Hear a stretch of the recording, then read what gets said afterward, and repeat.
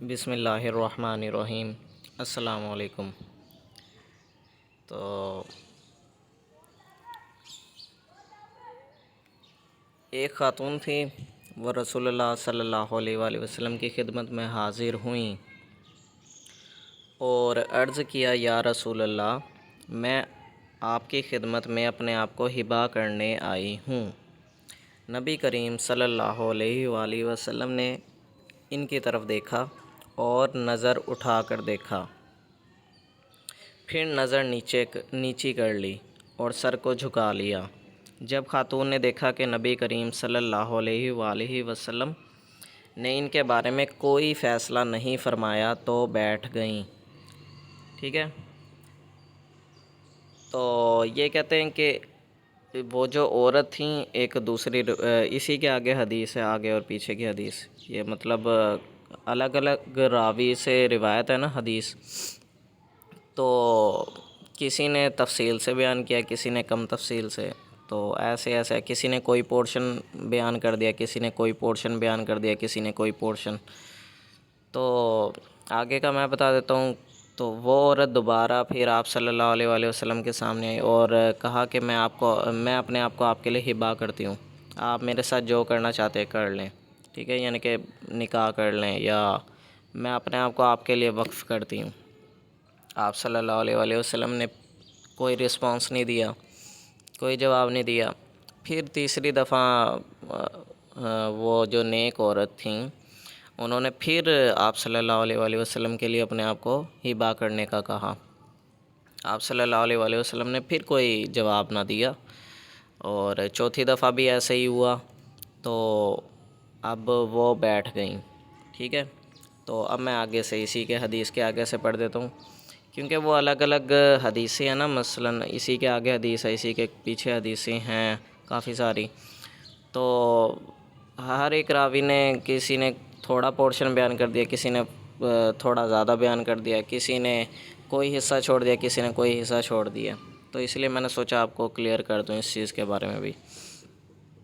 تو اس کے بعد آپ صلی اللہ علیہ وآلہ وسلم کے صحابہ میں سے ایک صاحب کھڑے ہوئے اور عرض کیا، یا رسول اللہ صلی اللہ علیہ وآلہ وسلم، اگر آپ کو ان کی ضرورت نہیں تو ان کا نکاح مجھ سے کرا دیجئے۔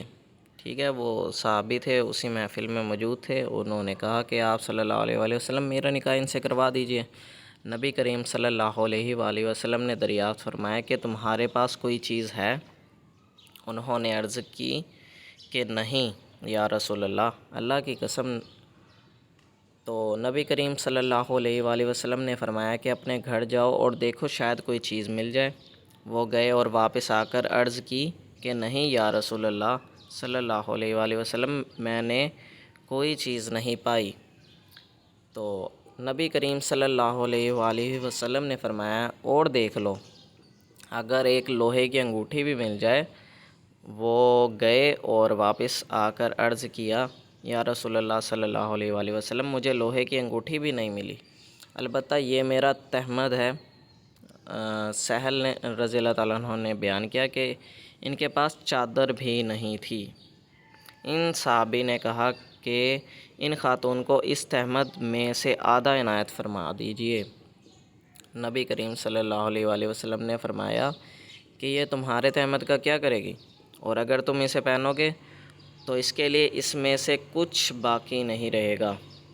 ٹھیک ہے، یعنی کہ ہاف کر دیں گے، اگر آپ پہنو گے تو اس کے لیے کچھ نہیں رہے گا، وہ پہنے گی تو آپ کے لیے کچھ نہیں رہے گا، تو وہ اس کا تو نہیں کچھ کر سکتی۔ اگر اس کو ہاف پورشن کر دیں گے تب بھی کچھ نہیں ہوگا دونوں کا، کہ کوئی ایک، کسی ایک کی ضرورت ہوگی تو فل حصہ یوز ہو سکتا ہے۔ تو اس کے بعد وہ صاحب بیٹھ گئے۔ ٹھیک ہے، یعنی کہ آپ صلی اللہ علیہ وآلہ وسلم نے یہ کہا تھا کہ مہر کے لیے آپ تھوڑی سی چیز اکٹھی کر لیں، کوئی مہر ہو آپ کے پاس تو مہر تو لیکن کیونکہ دینا چاہیے، وہ عورت کا حق ہے۔ تو صحابی تھے وہ، تو مہر نہیں ملا ان کو، یعنی کہ ان کے پاس کوئی چیز نہیں تھی، انہوں نے قسم بھی کھائی کہ گھر میں کچھ بھی نہیں ہے میرے پاس۔ پھر آپ صلی اللہ علیہ وآلہ وسلم نے کہا کہ فرمایا کہ کوئی انگوٹھی ہو جائے لوہے کی، وہ ڈھونڈ لو، تو وہ بھی نہ ملا۔ تو پھر وہ بیٹھ گئے اس میں کچھ بھی ہو، یعنی کہ ایسا بھی عرض تھا تو نبی کریم، اچھا تو وہ بیٹھ گئے، صاحب بیٹھ گئے اور دیر تک بیٹھے رہے، پھر کھڑے ہوئے تو رسول اللہ صلی اللہ علیہ وآلہ وسلم نے انہیں واپس جاتے ہوئے دیکھا اور انہیں بلانے کے لیے فرمایا، انہیں بلایا گیا۔ جب وہ آئے تو آپ صلی اللہ علیہ وآلہ وسلم نے ان سے دریافت فرمایا کہ تمہارے پاس قرآن مجید کتنا ہے؟ یہ قرآن مجید کی فضیلت بتا رہا ہوں۔ دیکھیں، سب سے بڑی دولت تو قرآن مجید ہی ہے دنیا میں، اس سے آپ غنی بھی ہو سکتے ہیں، دنیا فتح بھی کر سکتے ہیں، ٹھیک ہے، اور اگر آپ اس کو پڑھیں گے نہیں تو آپ تباہ و برباد بھی ہو سکتے ہیں۔ انہوں نے عرض کیا فلاں فلاں صورتیں، تو انہوں نے ان صورتوں کو گنایا۔ نبی کریم صلی اللہ علیہ وآلہ وسلم نے فرمایا کہ کیا تم ان صورتوں کو زبانی پڑھ لیتے ہو؟ یعنی کہ زبانی یاد ہیں یہ صورتیں؟ تو انہوں نے ہاں میں جواب دیا۔ نبی کریم صلی اللہ علیہ وآلہ وسلم نے پھر فرمایا کہ جاؤ، میں نے اس خاتون کو تمہارے نکاح میں اس قرآن کی وجہ سے دیا جو تمہارے پاس ہے، ان صورتوں کو اس سے یاد کرا دو۔ ٹھیک ہے، یعنی کہ آپ صلی اللہ علیہ وآلہ وسلم نے یہ فرمایا تھا کہ جو آپ کو صورتیں یاد ہیں، نکاح حق مہر یہ ہوگا کہ اب یہ آپ کے ذمے ہے کہ جو صورتیں آپ کو یاد ہیں آپ نے وہ تمام صورتیں، یہ جو خاتون ہیں نیک خاتون، ان کو آپ نے ساری کے ساری تمام صورتیں یاد کروا دینی ہیں۔ تو اسی کے بارے میں نا ایک صحابی سے پوچھا گیا تھا، ان عورت کے بارے میں، صحابی کی بیٹی تھی، تو جب ان کے بارے میں ڈسکس کیا گیا نا کہ ایک خاتون ایسی تھی، انہوں نے صحابی نے اپنی بیٹی کو بتایا، انہوں نے آپ صلی اللہ علیہ وآلہ وسلم کے آگے اپنے آپ کو پیش کیا تھا اور 3-4 دفعہ ایسے ہی کہا تھا کہ آپ میرے ساتھ جو کرنا چاہیں کر لیں، مطلب میں آپ کی زوجیت میں آنا چاہتی ہوں، ٹھیک ہے، تو ہبہ کرنا چاہتی تھیں وہ اپنے آپ کو۔ تو وہ صحابی کی جو بیٹی تھی وہ بولیں کہ وہ کیسی عورت تھی، مطلب انہیں کوئی تمیز نہیں تھی، مطلب کہ ایسے بھی کوئی بولتا ہے؟ تو صحابی نے بھلا کیا جواب دیا تھا؟ انہوں نے فرمایا تھا وہ تجھ سے بہتر تھی، اپنی بیٹی کو ہی کہتے ہیں، وہ تجھ سے بہتر تھی اور تجھ سے بہت نیک تھی، اس نے اللہ کے نبی صلی اللہ علیہ وآلہ وسلم کے ساتھ سودا کرنا چاہا تھا اور اللہ کے نبی صلی اللہ علیہ وآلہ وسلم کے آگے اپنے آپ کو پیش کرنا چاہا تھا۔ تو یہ چیز ایک سوچنے والی چیز ہے کہ وہ جو خاتون تھی ان کی نیک نیتی کیسی تھی، انہوں نے پیش بھی تو دیکھیں کس کے لیے کیا اپنے آپ کو، اللہ کے نبی کے پاس۔ تو اگر وہ ان کی قسمت میں نہ ہوئے آپ صلی اللہ علیہ وآلہ وسلم، کیونکہ اگر وہ مل جاتے ان کو تو کل کائنات مل جاتی، ٹھیک ہے، یہ سوچنے والی چیز ہے۔ تو نیک مرد کے لیے اپنے آپ کو عورت اگر نکاح کرنا چاہے وہ کہہ سکتی ہے، اس میں کوئی غلط بات نہیں ہے، یعنی کہ بہت نیک انسان ہو، اچھا انسان ہو تو اگر عورت اپنے آپ کو ان سے نکاح کرنا چاہے تو وہ کر سکتے ہیں۔ اس سے لوگ یہ صحابہ کرام نے روایت کیا ہے عورت کو نکاح سے پہلے دیکھ لینے کے جائز ہونے کے بیان میں، ٹھیک ہے، ایک یہ بھی چیز ہے، اور دوسرا یہ اسی فصل میں آگے بھی بتایا ہوا ہے اسی چیز کے حوالے سے۔ تو امید ہے کہ یہ جو کچھ آج کل کے جو ہوتے ہیں نا غلط قسم کے لوگ، نام نہاد، ٹھیک ہے، اور گھٹیا قسم کے لوگ، اور کچھ لوگ کردار کشی بھی کرتے ہیں، تو یہ ان کے اوپر تماچا بھی ہے۔ اور میں ایسی چیزیں بہت سی حدیثیں ہیں جس میں آپ صلی اللہ علیہ وآلہ وسلم کے آگے پیچھے عورتیں جو تھی وہ دنیا اور آخرت کی کامیابی حاصل کرنے کے لیے اپنے آپ کو وقف کرنے کے لیے تیار تھیں کہ ہم سے نکاح کریں۔ وہ تو خوش قسمت سمجھتی تھیں اپنے آپ کو، ٹھیک ہے، تو کوئی اپنی بیٹی دینا چاہتا تھا، کوئی اپنی بہن دینا چاہتا، کوئی بہت سے ایسے واقعات تھے۔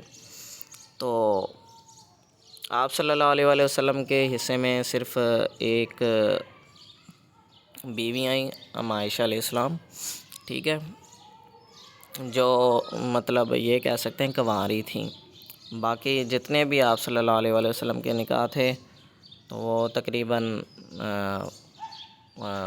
غیر شادی شدہ عورتوں کے ساتھ، یعنی کہ شادی شدہ عورتیں یعنی کہ جو بیوہ ہو گئی تھی، یا کوئی طلاق یافتہ تھیں، یا مطلب کوئی غلام تھیں، غلام یعنی کہ جس طریقے سے کوئی جنگ کے دوران قید میں نہیں آ جاتے ہیں عورتیں، تو کہنے کا مقصد یہ ہے کہ آپ صلی اللہ علیہ وآلہ وسلم اگر چاہتے تو ان کے ساتھ غلاموں کے ساتھ یہ حکم ہوتا ہے کہ آپ لوگ غلام کے ساتھ جو مرضی کر سکتے ہیں۔ دیکھیں اگر جنگ ہو رہی ہے نا، جنگ کے دوران ایسا ہوتا تھا، میں اس کے بارے میں تھوڑا کنکوبائنس کے بارے میں تھوڑا بتا دیتا ہوں۔ جنگ کے دوران ایسا ہوتا تھا کہ جو عورتیں دشمنوں کی طرف سے لڑنے آتی تھیں نا، یا مومن عورتیں بھی یہاں سے لڑتی تھیں دشمنوں کے خلاف، تو ظاہری بات ہے تو وہ ادھر سے عورتوں کو، ہماری عورتوں کو بھی کیا کہتے تھے، غلام بنا کر لے جاتے تھے۔ اور ادھر مسلمان جب جنگ کرتے تھے تو وہاں پر جو عورتیں آتی تھیں جنگ کے دوران، تو مسلمان اگر جنگ جیتتے تھے تو وہ ان کی عورتوں کو کیا کرتے تھے، غلام بنا لیتے تھے، اور لونڈیاں وغیرہ انہی کو بولتے ہیں کنکوبائنس، کیونکہ وہ قتل کرنے آئی تھیں۔ اب دیکھیں یہ آسان ہی ہے، سمجھو ایک حساب سے قتل تو نہیں کیا ان کو، لیکن ان کو قید کر لیا، غلام بنا لیا۔ تو غلام کے بارے میں یہ حکم تھا کہ آپ اس کے ساتھ جو مرضی کرو، ٹھیک ہے، کیونکہ یہاں سے جو عورتیں غلام بنتی تھی تو یہ آپ اندازہ لگا لیں کہ وہ ایسا ظلم کرتے تھے مسلمان عورتوں پر کہ ان کو ہر طریقے کی اذیت دیتے تھے، ٹھیک ہے، قتل کر دیتے تھے۔ ذرا پڑھیں نا ذرا آپ ہسٹری کے کیا کیا ہوا ہے، مسلم خاتون جو ہیں ان کے ساتھ بھی، اور طرح طرح کے ظلم کرتے تھے۔ یہاں پر ایسا سسٹم نہیں تھا لیکن مسلمانوں کے اندر، حالانکہ ان مسلمانوں کو قتل کرنے آئی ہیں وہی عورتیں، اب وہ غلام بن گئی ہیں۔ تو آپ صلی اللہ علیہ وآلہ وسلم کے حصے میں جس طریقے سے آ گئیں، کوئی عورتیں آ گئیں یا غلام کے تھرو بھی آ گئیں یا کوئی بھی آ گئی، اور کچھ ویسے آ گئیں عورتیں، تو آپ صلی اللہ علیہ وآلہ وسلم نے ان سے نکاح کر لیا، ٹھیک ہے، بجائے کہ لونڈیاں بنانے کے، کیونکہ وہ تو اپنی ملکیت تھی، اب ان کے ساتھ جو مرضی کر سکتا ہے انسان، کام کاج جو مرضی کروائے، جب مرضی ان کو قتل کر دے، کوئی پوچھنے والا ہی نہیں ہے دنیا میں۔ جس طرح کوئی بکری نہیں ہوتی انسان کی، بکری کے ساتھ اب جو مرضی کرے انسان، ٹھیک ہے، جب مرضی اس کو کاٹ کے کھا جائے، اور ہم فائدہ اٹھاتے ہیں نا جانوروں کا پھر۔ تو لونڈیوں اور غلاموں کے بارے میں یہ حکم ہے، یعنی کہ ان کے ساتھ نا، یعنی کہ پہلے جو ہوتا تھا یہ سلوک ہوتا تھا جنگوں کے دوران۔ تو یہاں پر تو بہت اچھا ہمارا دین تھا کہ ہم نے غلاموں کو آزاد کیا۔ کوئی انسان سے گناہ ہو جاتا تھا تو آپ صلی اللہ علیہ وآلہ وسلم کہتے تھے کہ کسی غلام کو آزاد کرو، کوئی گناہ ہو جاتا تھا غلام کو آزاد کرو، کوئی بڑا گناہ ہو گیا غلام آزاد کرو، یہ کوئی غلطی ہو گئی غلام آزاد کرو۔ اتنے غلاموں کو آزاد کروایا آپ صلی اللہ علیہ وآلہ وسلم نے اس طریقے سے کہ پھر وہی غلاموں نے ایک حکومت بھی بنائی تھی۔ یہ بھی ذرا آپ ہسٹری پڑھیں۔ تو میں یہ کہہ رہا ہوں کہ آپ صلی اللہ علیہ وآلہ وسلم اپنے دشمنوں کے لیے بھی رحمت للعالمین تھے، ٹھیک ہے۔ تو کچھ لوگ ہوتے ہیں دین کو اسٹڈی نہیں کرتے صحیح طریقے سے، اور غلط چیزوں کی طرف چلے جاتے ہیں، ٹھیک ہے۔ تو آپ صلی اللہ علیہ وآلہ وسلم نے فرمایا کہ مجھے دنیا میں جو سب سے جو مطلب میری جو پسند کی چیز ہے، جو مجھے نفع دیتی ہے یا میرے کام کی چیز ہے، وہ عورت ہی ہے، مطلب اپنی بیویوں سے ریلیٹڈ مجھے بیوی پسند ہے، ٹھیک ہے، کیونکہ بیوی کے ساتھ انسان اپنی نفسانی خواہشات پوری کرتا ہے، انسان گمراہ نہیں ہوتا، کہیں غلط منہ نہیں مارتا، غلط طریقوں پر نہیں چلتا۔ کتنا ایک پاکیزہ سا رشتہ ہے، ان سے آپ کو ایک اولاد ملتی ہے، آپ کا بیٹا بیٹی ہوتا ہے جو بھی ہے، اور کتنی اللہ تعالیٰ نے اس میں سکون بھی رکھا ہے، سکون بھی ملتا ہے ایک میاں بیوی کی محبت میں ایک سکون بھی ہے، قرب میں سکون بہت ملتا ہے۔ تو یہ ہر شادی شدہ مرد بھی جانتا ہے آج کل کا تو اور اسی کے علاوہ غیر شادی شدہ لوگ جو ہیں وہ تو بہت اچھے طریقے سے جانتے ہیں جتنے وہ تڑپ رہے ہوتے ہیں. ٹھیک ہے. تو آپ صلی اللہ علیہ وآلہ وسلم کے حصے میں جو آئی ہیں عورتیں، ایک تھیں حضرت اما عائشہ علیہ السلام جو کنواری تھیں. اس کے علاوہ سب سے زیادہ جو محبت تھی آپ صلی اللہ علیہ وآلہ وسلم کو وہ حضرت خدیجہ رضی اللہ تعالیٰ عنہ سے تھی. حضرت خدیجہ الکبریٰ علیہ السلام سے سب سے زیادہ محبت تھی. تو حضرت خدیجہ علیہ السلام سے سب سے زیادہ محبت کا آپ اندازہ لگائیں کہ ان کے نکاح میں ہوتے ہوئے، یعنی کہ جب تک وہ زندہ رہیں، آپ صلی اللہ علیہ وآلہ وسلم نے، وہ حالانکہ بیوہ تھیں، تو بیوہ مطلب یعنی کہ پتہ نہیں طلاق یافتہ تھیں یا ان کے خاوند فوت ہو گئے، جو بھی ہے، لیکن آپ صلی اللہ علیہ وآلہ وسلم نے ان کے ہوتے ہوئے کبھی بھی زندگی میں نکاح نہیں کیا دوسرا. ٹھیک ہے. اتنا اندازہ لگائیں. اور آپ صلی اللہ علیہ وآلہ وسلم اپنی تمام ازواج سے اتنا حضرت خدیجہ الکبریٰ علیہ السلام کے بارے میں اتنا ڈسکس کرتے تھے کہ تمام جو تھی نا ہماری مائیں، ان کو رشک آتا تھا کہ آپ صلی اللہ علیہ وآلہ وسلم کو ابھی بھی ان کے جانے کے بعد کتنی محبت ہے ان سے. تو یہ بس یہی آج کل کی ڈسکس کرنی تھی کہ آپ پوائنٹ کا جواب بھی کیسے دے سکتے ہیں. جو میں بھی آج کل کے جو لوگ ہوتے ہیں، بہرحال خلافت تو قائم ہوگی، پوری دنیا پہ مسلمانوں کا رول بھی ہوگا، اور مسلمانوں نے دیکھنا پھر جتنے بھی ممالک ہیں جی یا پوری دنیا، جب تک وہاں پر اسلام کا جھنڈا نہیں لہرائے گا تو سکون تھوڑی ملے گا ہمیں. سکون تو تبھی ملے گا جب پوری دنیا پر ہم غالب ہو جائیں گے. ٹھیک ہے. اور دین کو قائم کرنے کی جدوجہد کرنی ہم نے. ابھی تو پورے کفر نے ہمارا گھیراؤ کیا ہوا ہے، ہمیں توڑ کے رکھا ہوا ہے، فرقہ واریت میں ڈالا ہوا ہے. ایک وقت آئے گا ہم دوبارہ اٹھیں گے قیامت سے پہلے، اور کب اٹھیں گے یہ بھی پتہ نہیں ہے، لیکن اس کا تو پوری دنیا ہم نے فتح کرنی ہے. ان سب کے منہ بند کیے جائیں گے سب سے پہلے.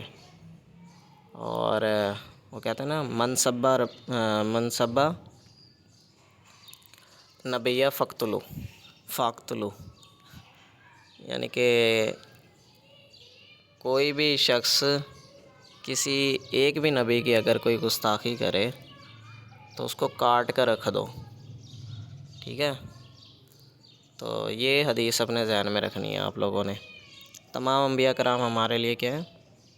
اپنی جانوں سے زیادہ قابل احترام ہے. ان کی گستاخی اگر کوئی کرے تو اس کا جینے کا کوئی حق نہیں ہے. اوکے، اللہ حافظ.